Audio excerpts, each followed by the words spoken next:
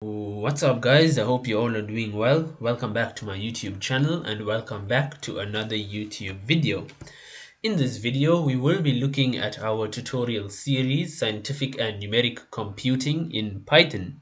So guys, if you have been following along with this tutorial series, you'd know that the previous lesson or video, that was the last video that spoke about the NumPy package in Python. From this video onwards, until further notice, we will explore the SciPy package in Python. Okay, so numeric Python has been explored. Now it's time for scientific Python. So guys, let's just talk a bit about, the SciPy package. I will just try to answer, a few of the questions that you guys may have in mind. So first things first, okay? SciPy actually stands for Scientific Python. So I will type that down for you. Scientific Python. That's what SciPy stands for. Just like how we had NumPy, which was numerical Python, SciPy is scientific. This explains the name of the tutorial series, okay? Scientific and Numeric Computing in Python, because of the fact that we are using NumPy and SciPy to do our, mathematical operations. Now, SciPy itself, it is an open source package, okay? It's contributed to the Python programming language. Now, just a few interesting facts about the package itself. So, the individual who created NumPy, okay, NumPy package, which we did in the previous video, the individual who created NumPy was Travis Oliphant, okay? And Travis also created the SciPy package.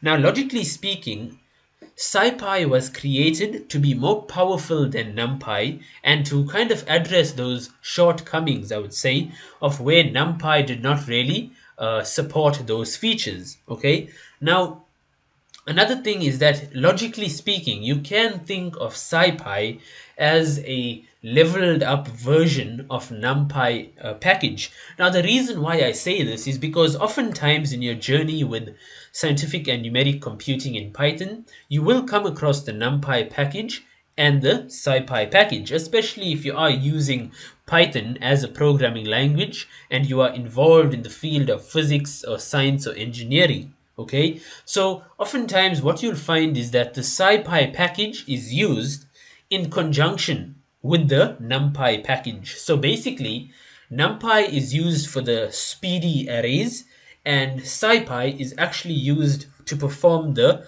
math, okay, the equations, the solving, and so on. Now, that is a small introduction. Now, you may ask yourself, right? Since we know NumPy, which we just did in the previous videos, you may ask yourself, why should I learn SciPy, okay? Or where exactly does SciPy come into play? Now, as I explained, SciPy is the package that is used for those real world problems, involved in the science field and the engineering field and so on. Now, if you are looking to do some mathematical integration, or say, for example, you need to compute and determine the function's maxima and minima value, or maybe you need to find eigenvalues and eigenvectors, if you're dealing with sparse matrices, if you are just handling distributions, by distributions I mean graphs, that's what SciPy can help you with, all of those stuff we mentioned. Now, specifically, we will kind of focus on the distribution aspect, which means the graph aspect. So you guys are probably most likely familiar. This is something we all learn in high school, right? The line of best fit. You guys know when we have the y equals mx plus c, that's the straight line graph. That's the distribution for the straight line graph, or the equation rather. You guys know that we have this thing called the line of best fit. Now, SciPy has the ability to fit a line of best fit, not only to the straight line graph, but it can work with hyperbolas, parabolas, and so on. So, SciPy is powerful, okay? And you see, if you are looking to do optimization of code or minimization problems and so on, SciPy can assist us, especially from the point of view or from the perspective of mathematics. Okay, now that was a good little discussion. So specifically for this tutorial, for this first video, I will not be doing anything, kind of strenuous.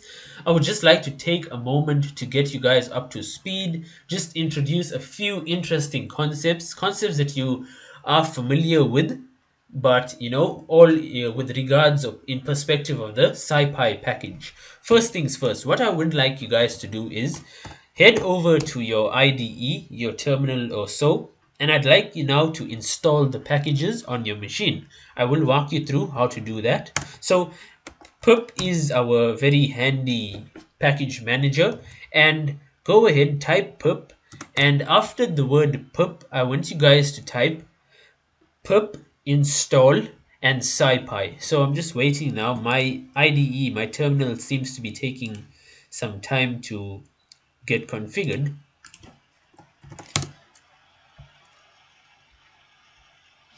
Okay, here we have it. So pip install SciPy. After typing, I want you guys to hit enter and give it a few seconds or minutes, and you guys will see that the package will install for you. Okay, now NumPy is the other package that we need to have installed on our machine.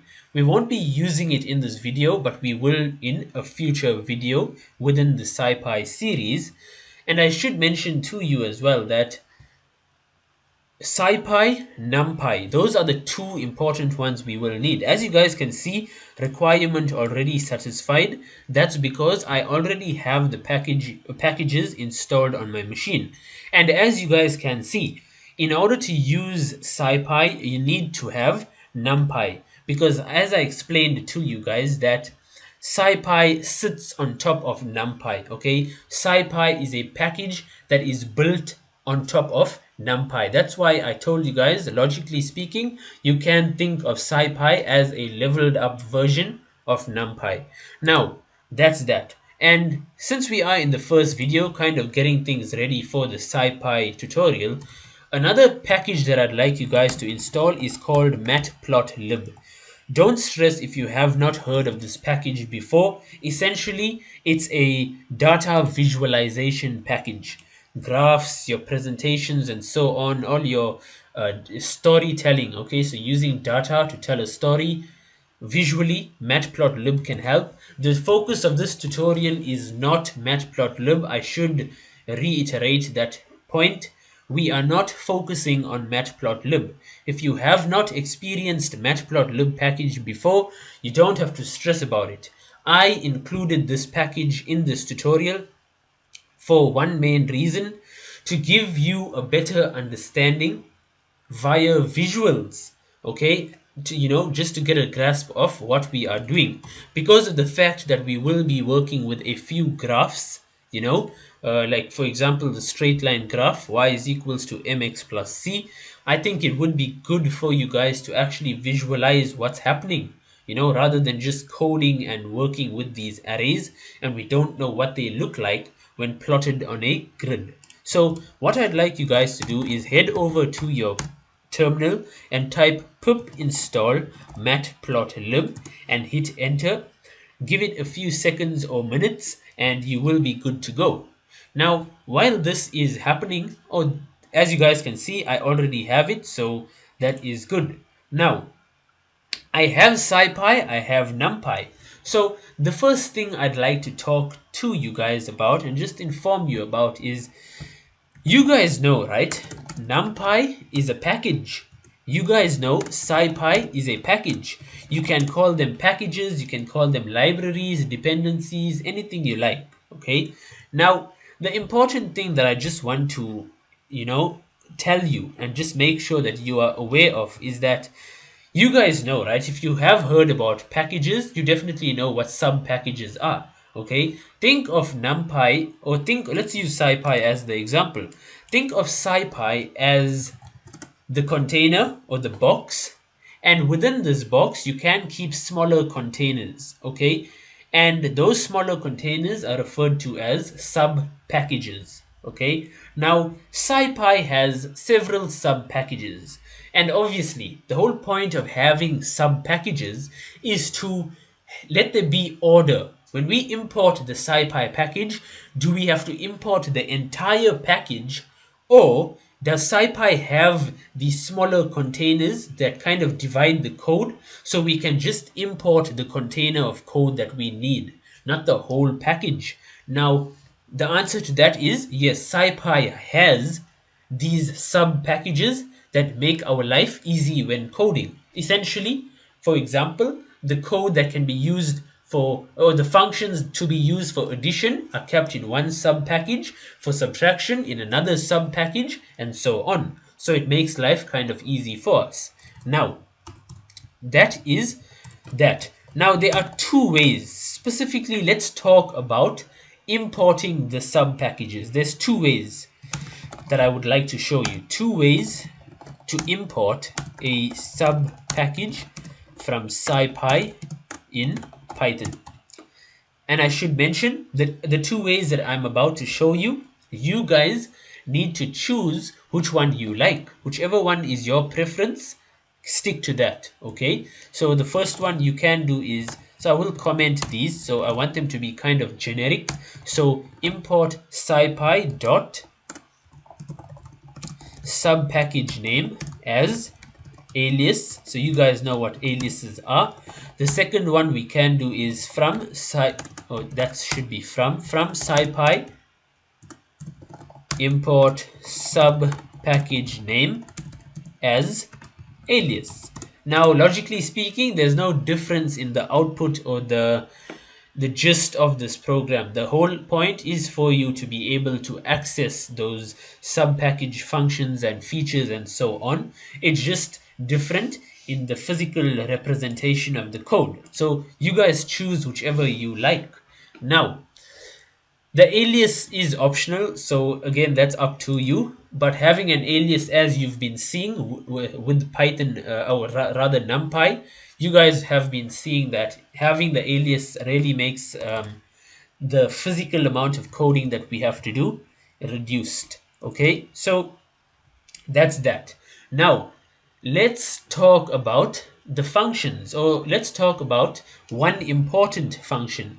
I'm reminding you guys that if you don't know anything, or if you need assistance with, a certain function or object, I mean, you have me in the comment section, you can ask, but the way in which Python has been built to help us is using the help keyword. Okay, use this keyword when you are unsure about something, or if you'd like to just read the documentation of the specific object or function that you are working with. So the help function will provide us with that interesting information. Okay, now I would like to talk about one specific, or rather not one specific, but just, a sub package. Okay, so let's explore a sub package that I would like to just introduce you to. I am not going to go in depth. What you will find is that I am going to skim through a few concepts, and certain concepts we are really going to tackle in depth. Okay, for this portion of the tutorial, what you'll notice is we are just kind of skimming, because majority of these concepts, if you guys spend 10 or 15 minutes just sitting and reading up online, you guys are going to catch on immediately. It's nothing tough at all. I'm just here to give you a guide as to what are the interesting stuff that SciPy offers, and we're just here to explore technology together. So let's get to it. What we will do is import SciPy.special as special. Okay, so as you guys can see, we have imported a sub package. This specific sub package is called special, and we've imported it as special. So essentially what this means, guys, is that we now have the ability to access all of the code snippets and functions and features that the special sub package has to offer us. Okay, now let me talk a bit about the special sub package. Now essentially, right, there's nothing much for me to say except that the special sub-package, as implied by the name, it consists or contains a whole variety of special functions and just calculations that can be done. Okay, I will give you a simple example. So contained within the special sub package, there's a function called factorial. Okay, so factorial, factorial. You guys know what a factorial is, right? Now, essentially, we have the ability to do print special dot factorial and say I want to find the factorial of 3. The factorial of 3 is 1 times 2 times 3, that is 6. And as you guys can see, I have 6.0 as the answer. So that's what the special dot factorial function does. Now there is other you guys can go ahead, pass in any number that you'd like, and you guys can play around with this. It is super interesting. So there we did it with 10 and we have our answer. Now there's another cool one that I'd like to, just kind of shout out here. So special dot perm. As you guys can see, special dot perm. It gives us the permutations of n things taken k at a time. K permutations of n.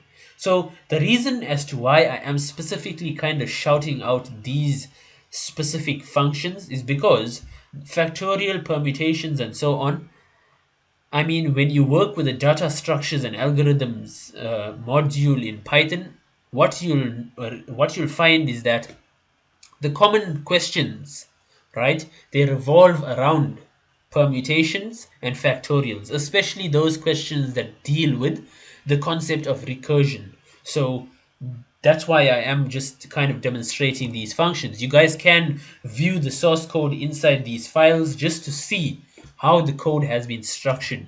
Okay, so let's do special perm. So I will pass. Let's say we have maybe let's do 3 elements, or let's do 6 elements. Maybe we have 6 elements, okay, and we need permutations of 2, okay, or let's say we have 3. Let's keep it simple. So with 3 items we need permutations of 2. Let me comment these out and let's see the total number of permutations that can be made. And this is as we were expecting, guys. It is 6, because if you have 3 objects, there's 6 different ways you can cluster them in groups of 2. Okay, so I hope that makes sense to you. Now that is super interesting. Now we also have the ability to utilize the special. So let me comment the perm function, special dot comb. As you can see, this is basically short for like number of combinations. So it will give us the number of combinations of n things taken k at a time. This is often expressed as n choose k. So given n, choose k. So I will demonstrate for you guys, right? Let's assume we have again 3 things, n things taken k at a time. Suppose we have 3 things and we want to take 2 at a time. So what's the total number of combinations I can have of those 3 things? I hit Control Enter, and as you guys can see, it is 3. And straight away we can immediately see that there is a difference between the perm function and the comb function. There's one more parameter here that I'd like to just kind of show you. So repetition. Repetition is defaulted to false, FALSE. With repetition defaulted to false, we have 3. Okay, remember, logic wise, the perm and the comb function try to do the same thing. That is, they try to find the total number of combinations of items that can be made from a certain amount of items. Okay, now the difference is that if I set repetition to a value of true, as you guys can see, okay, it kind of allows for an item to be reused. Permutation allows that by default, right? Because permutation just keeps in mind the order of items. Comb also keeps in mind whether the item has been used or not. Okay, so that's something super interesting for you to be aware of. The next thing I'd like to introduce you to, guys, the next function rather, is what's called the special.exp10. So exp10, what we can do is we can head over to the IPython console. We can do .exp10 question mark, and you guys will see that we have the documentation for this. Essentially, all you need to know is that it takes 10 and it raises it to the power of the values that you pass. And as you guys can see, what's important to know is that the parameter here that is compulsory is x. X needs to be array-like, okay? Array-like as in sequence, iterable. So let's do that. I will keep it simple. I will pass 0, 1, and 2. Essentially, what we expect to see is 10 to the power an array containing the values or the result of 10 to the power 0, which is 1, 10 to the power 1, which is 10, and 10 to the power 2, which is 100. So print, and as you guys can see, we have that outputted for us. That is super interesting. Now, if you would like to play around with the exp function, the exponent function, there are other exponents that you can work with. In other words, the base of the number, okay? For exp10, the base is 10. For exp2, the base will be 2. And then exp1, that's a base of 1. So I can demonstrate for you guys. Let's work with 2. What I'd like to do is just pass 10, for example, and let's do control enter. And as you guys can see, this is the answer, 1024. So this is basically we are calculating here, okay, the 10th power of base 2. That's what we are doing, 10th power of base 2. So let's comment that out. Okay, guys, so I think, for now, we have explored kind of a few interesting functions that special package or sub package rather has to offer us. So this was kind of a, kind of short tutorial. We did not do anything that difficult. We only looked at the pre-made functions that were available for us to use. And again, I should mention, what I recommend you guys to do is go through the special sub package and view all of the functions that are available to us for use. As you can see, these are the functions that are available for us to utilize within the SciPy.special subpackage. There are several functions that we can use, guys, and all of these are special functions. They are used for math, science, physics, and so on. Now, if there's one more that I'd like to show you, okay, if there is one more, I know which one that would be. It is what's called the constants, okay. So let's have a look at that, and then we're going to end the video. So let me import at the top of the script, import SciPy dot constants as constants. So as you already probably figured out from the name of the package itself, you guys know, right?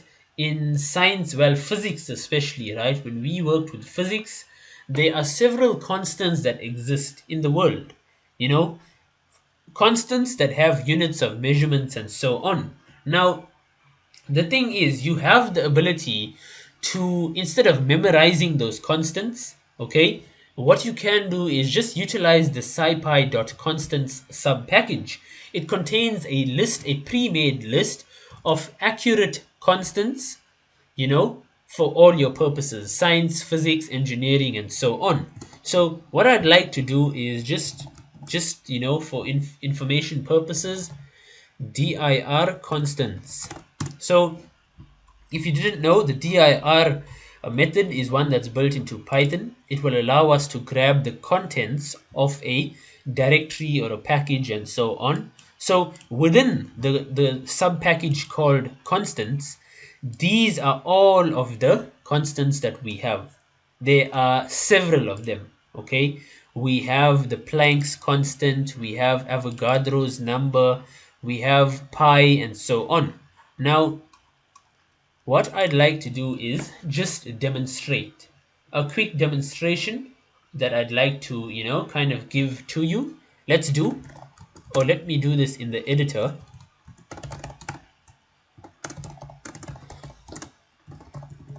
Constants dot iota. So you guys are probably familiar. You guys probably heard of something called a iota byte. A fact is that we hardly ever hear of that. So like just like how you get, gigabyte, terabyte, petabyte, and so on. You also have this thing called a iota byte, and the iota itself is kind of a constant. It's represented by 1 to the power of 24, or rather I should say, 1 to the power 10 to the power 24. Now let's make this interesting. Let me give you a printout of the constants that pertain to, kind of like our bytes. So I'd like to give you that. What I will do is copy paste, and then we'll just change. So you get iota, zeta, exabyte. You also get, petabyte. So using this, you guys can figure out how many bits, or rather I should say how many kilobytes actually exist in one of these. So it is a large number. So peta, you get tera. Giga is something most of us are familiar with. Megabytes you also get, kilo. And these are the constants just for those units. Okay? So yeah, those are interesting. We can stop there. There are several more that exist. I encourage you to play around with it. But since we are in the video, I think I will just go ahead and do it. This is interesting stuff. So hecto, you get deca, you get deci,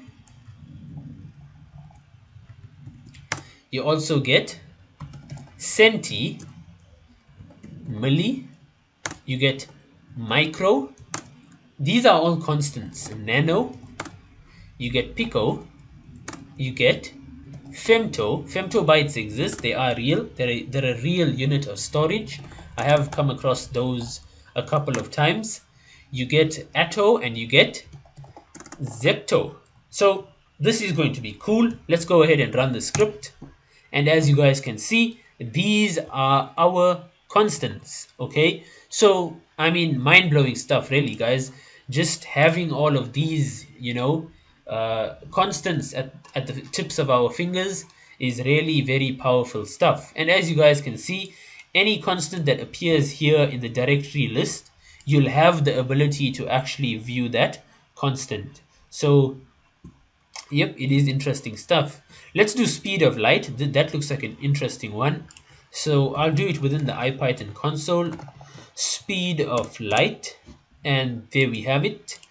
That is a large number. Anyway, I think, guys, to be honest with you, that is the, I would say, most important stuff that I just wanted to reinforce in this video. The fact that we have the ability to work with the constants from SciPy, and we have these pre-made functions for us already included in the special sub package that is within the SciPy package.